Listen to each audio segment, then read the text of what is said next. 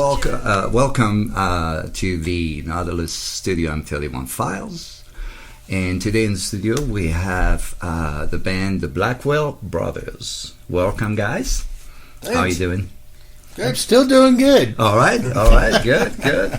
So why don't you introduce yourselves? I'm Robin Blackwell, and I play rhythm guitar and lead sing. All right. And I'm Russel Blackwell, and I play the drums. Okay, awesome. So, Rob, I'll start with you. Can you tell me about your past, where you're from, how you started playing music? Well, I started playing as a young kid, and I had an older brother that was in a rock and roll band back then. I've lost that brother since then. But he got me interested in the guitar at 8. Okay. And used to teach me little songs here and there just so that I would do his chores around the house, and that kind of got me through. The next week, I'd practice that whole song he gave me, a 3-chord song or something, and that's how it worked into. I eventually got into a band at 20. Okay. And started playing around Lancaster all over the place. How long were you there for? 50 years I lived in Lancaster. Oh my gosh, okay. Yeah. I didn't realize that. Okay. So there wasn't too many places in Lancaster that I didn't play. There was many nights. How big Friday, a city Saturday, is it? Sunday. How big is Lancaster? Yeah. It's not a very big town. It's I don't even know what to compare it to. But I live close to a little town called Quartz Hill that was just out of Lancaster. Okay. Where I went to high school and grew up in that area and just started playing the bars when I got into a band, and the rest is history. Absolutely. Been playing ever since. Sounds good. Russell, were you also in Lancaster growing up? Yeah. Okay, so you were not sick of him by the age of 8? Oh, I was. Oh, okay. You couldn't get out.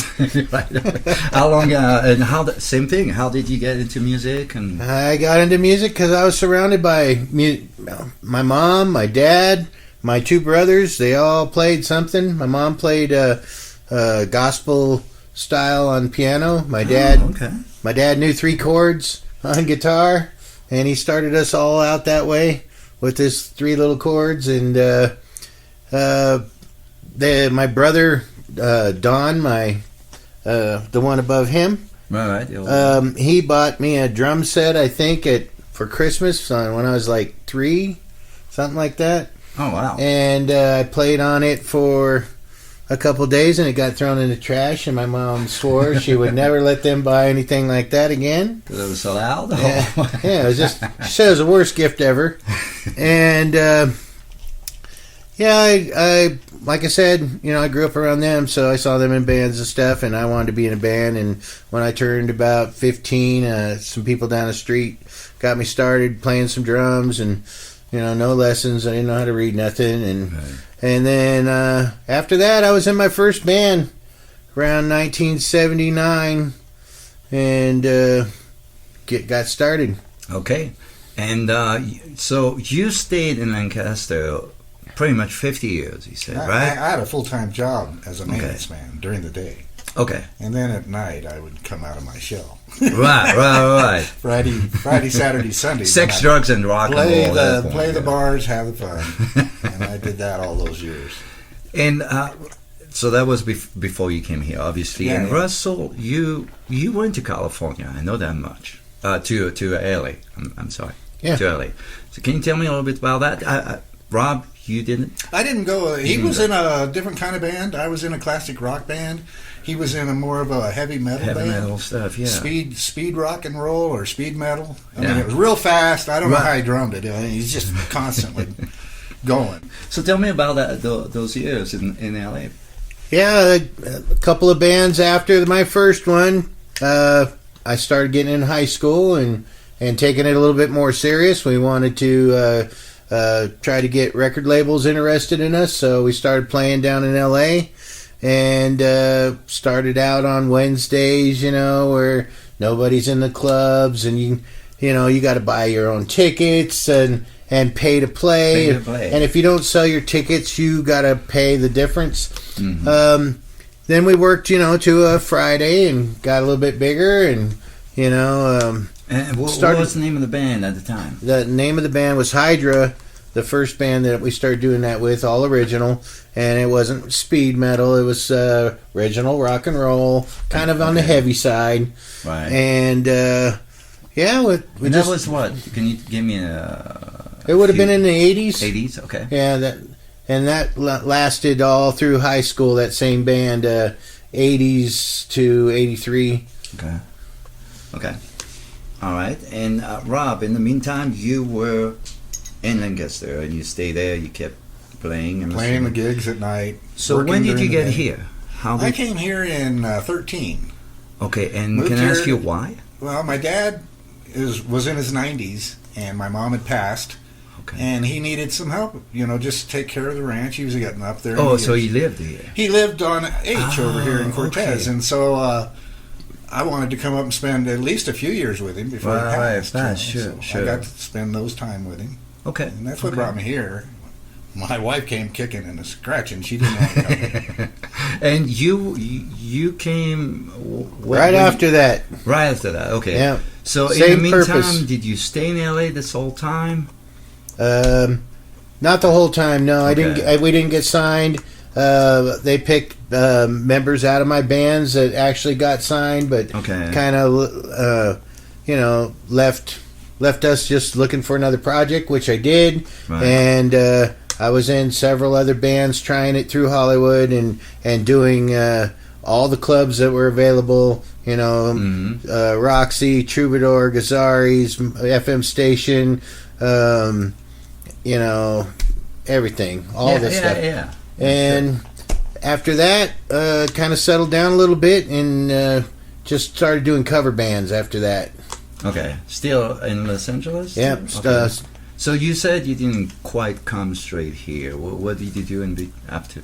Like there was something in between this area and LA then? Yeah, well, we were doing the cover band stuff, and that was in Lancaster, and quite a few different bands, Fault Line, Prevalent, Hard Labor, Astereth, bunch of different bands. Right. And we played anywhere there was money, a couple $100 a piece, and wrote it out as long as we could. The last band I was in before I came up here was Prevalent. We were one of the top bands in the Lancaster area, and I got a phone call from my dad saying, you should come down here and stay with me, and I'm not doing all that good, and I headed this way.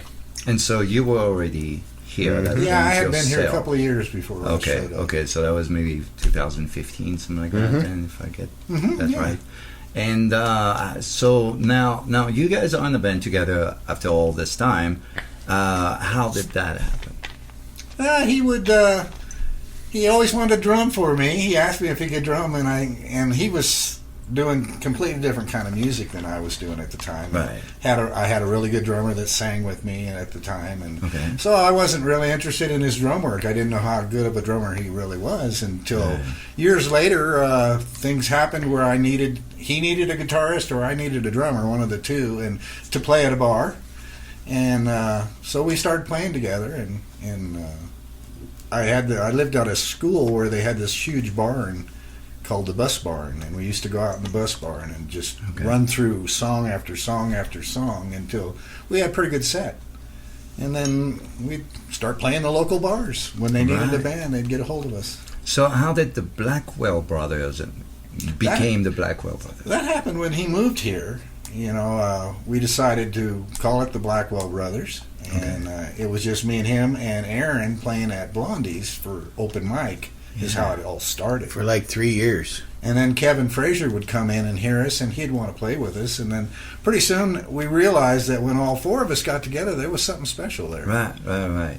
And so we started working. And if you don't mind me asking, who was running the open mic at Blondie's? Aaron was at the time. Oh, okay. It was Aaron's gig, and just kind of like what you do. If a couple guys show up and they need an extra hand, yeah, sure. You sit in with them and you see what you got. Well, it just happened to click. It was actually good. And we said, hey, there's something here. And then you add Kevin Frazier to the picture, and you've got a show then. Right. Yeah, of course. Okay. And how were you were you right away interested in playing with your brother as the Blackwells?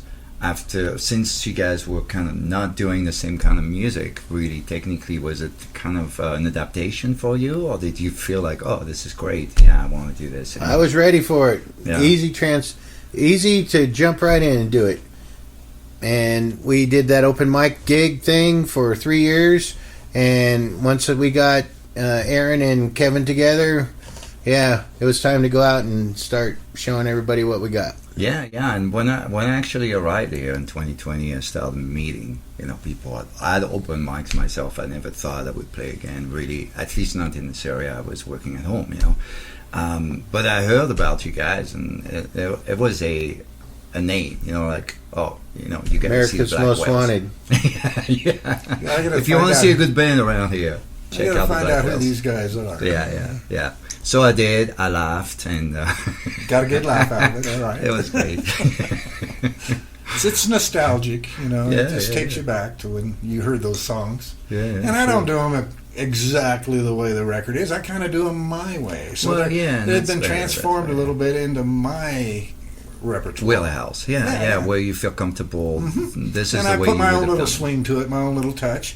It might not be exactly like it was when it was new, but I have fun with it. I played Yeah, it exactly. That explains it. That's why it's so messed up.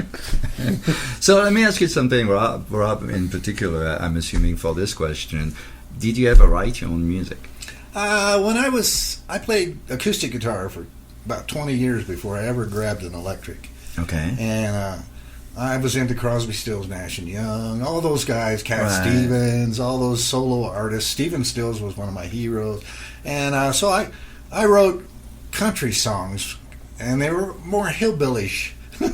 In my younger days, I was kind of I played with a band called Finger Pickin' Good, and they had fiddle and banjo, and they were more of a country style band. Gotcha. So I came off with that flair a little bit when I left playing with those guys. I still had that country in me a little bit, and so I wrote a few little country songs that I never pull out of the hat unless I'm at home. Yeah, why not? Yeah, they're just You don't so, feel that fit, I just don't feel what that you do they're a now? hit. They're not a hit. If they were a hit, I'd pull them out.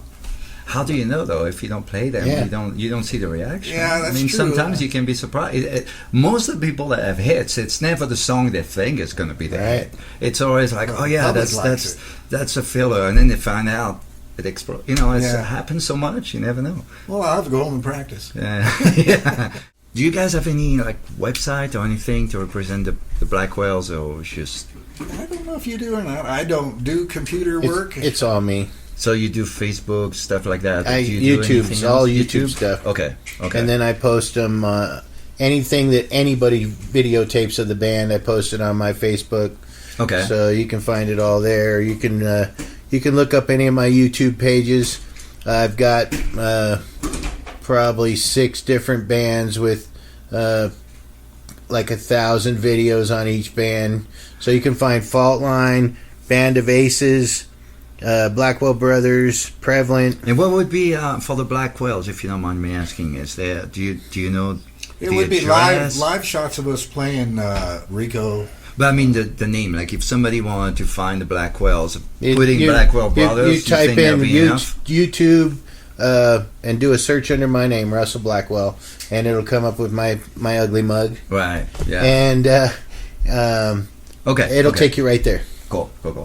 Yeah, because I know my band. If I just say the name, you've got 20 other bands that come up. With that same kind. I was amazed there was a few Blackwell brothers. I thought, there's others? Yeah, and that's the thing, it's like everything is like that, especially in the U.S. There are 3 Paris, that's the city, the French city, but there's 3 of them in the U.S.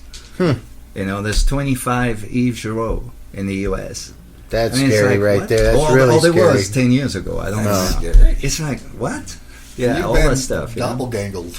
Yeah. Or whatever they call that. So yeah, and that's why I always ask, do you have an actual address or anything? Because you never know. People look and then they give up if they don't find it. Yeah. Well, we want them to find us. Yeah, and I want them to find you. Now you guys are in this area, which is fairly small.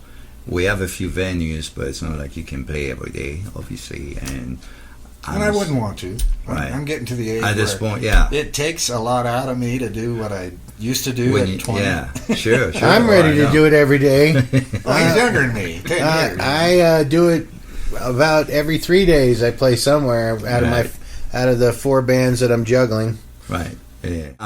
You guys have mentioned Aaron LeMay and Kevin Frazier, and for those in the area, of course, they know both of them.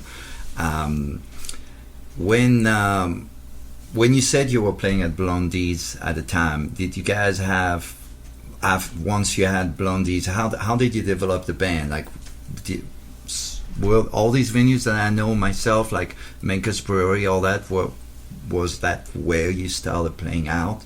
Well, Mancus Brewery wasn't offering an open mic at that time. Blondie's was. But I mean, once you got out of the open mic style, and out into the working world. Yeah. Yeah, the gigs started coming in. We just started booking them, whenever we were free. And where was that? What places? Oh, we played American Legion Hall. We played Dolores Brewery. The Riverfront restaurant up there in Dolores, which is called, it's a Mexican restaurant now. I don't know what it's called. We played Rico. We played Mancus Brewery. We started playing all these public forums and getting a lot of airplay. And people will see us and say, "Yeah, I want you to play at my party." Yeah. So that's what we were after, is just to get us out there. Right, sure. We played Wood Nickel.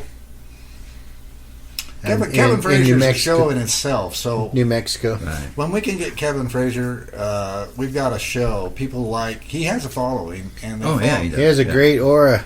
Yeah. So when he plays, he puts on a really good show. He's dancing around. He's having a good time. You can tell, and that goes out into the audience. And he sings 3/4 of the song, so you'll hear like 3 or 4 from Rob, and then a couple from Kevin, and 3 or 4 from Rob, and a couple from Kevin. Right. Just do that the whole night, and it gives the audience gets a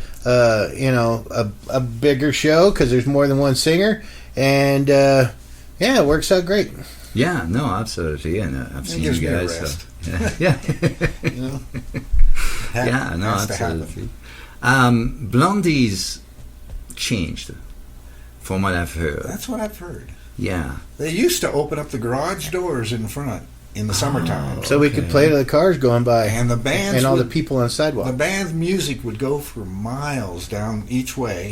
And the tourists going down Main Street would come in and fill that place up. There'd be people from Germany. They'd come to see Mesa Verde, and so they'd go to the bar at night. Right. It was fun. They want to hear the local groups, and so this open mic thing was a great thing. We had all kinds of tourists in there. Do you feel like COVID was kind of the... COVID kind of shut things down. It was. Nobody wanted to get germs, so everybody just kind of stayed home for that year.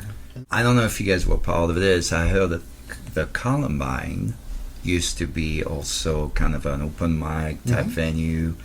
Did you guys ever play there? Or? I haven't done Columbine. No? I went there to see Motones.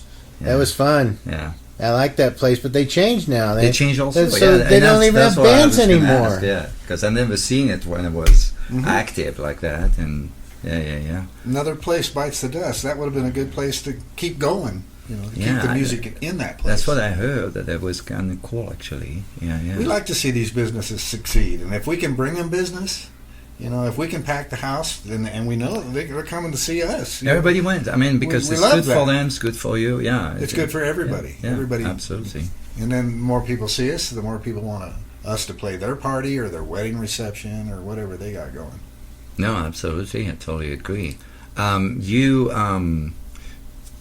You said you spent 50 years in Lancaster, and did you ever go to LA at all? Did you ever try to work LA? I didn't work like LA to travel, or visit him or anything like that? That was an hour south. Never went to one of my shows. Not one. Terrible. It wasn't my Not style of one. music. It wasn't my style of I know. music. I get it wasn't. Yeah. I talk him into playing the old time music. He followed all the rest of the brothers. None of them showed up my shows either. So they boycotted my entire family. Not my mom. Not my dad. Nobody went to any of my sounds shows. Like You my got story. You got the pictures. Disowning you. Don't know why you're in the band together. I don't even know why he's my brother. What? Only a 10-year difference, Yeah, it's not a much. during a certain age. When you're a kid, it's huge. Yeah. Right? Yeah. You're 10-year-old, you're 20.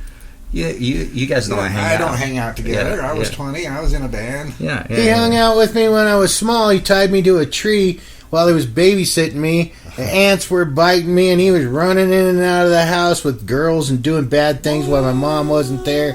And then my mom comes home and says, "What'd you do today?" And I said, "I was tied to a tree all day." And then she goes, "Why, tree hugger. Why were you tied to a tree?" And I go, "Because Rob didn't want me seeing what he was doing in the house with those girls." Oh, Did you get in trouble? Listen to that story. It's a made-up story. Yeah, I was a teenager. I can't be responsible for what I did as a teenager. I'm gonna kick your can. That was out. a long time ago. I mean, who remembers those things? Guys, I really appreciate you coming over, and I'll let you know when this is up, obviously. And thank you so much, whoever is watching. We hope to see you again, and we'll have them again. And great. Once you pull out maybe an original, then I'll bring you back. We'll talk about that. Now we know we won't get lost. We know where it's at. But you can find the Blackwells playing around town here and there in Memphis, at least Cortez. We were at Ace Hardware once. Oh well, You know, if you need a hammer and you want to listen to good music, come and get your nuts and bolts down there and listen to a band. That's right. That's right. That was the 100-year anniversary.